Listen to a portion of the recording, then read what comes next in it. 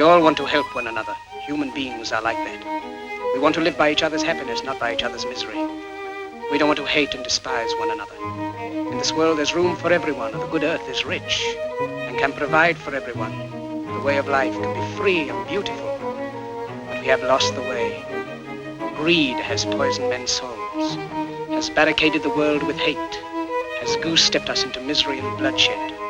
We have developed speed, but we have shut ourselves in. Machinery that gives abundance has left us in want. Our knowledge has made us cynical, our cleverness hard and unkind. We think too much and feel too little. More than machinery, we need humanity. More than cleverness, we need kindness and gentleness. Without these qualities, life will be violent and all will be lost. Millions of despairing men, women, and little children, victims of a system that makes men torture and imprison innocent people.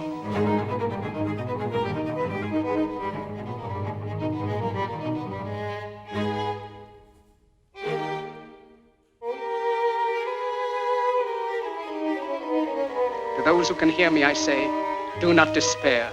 The misery that is now upon us is but the passing of greed, the bitterness of men who fear the way of human progress.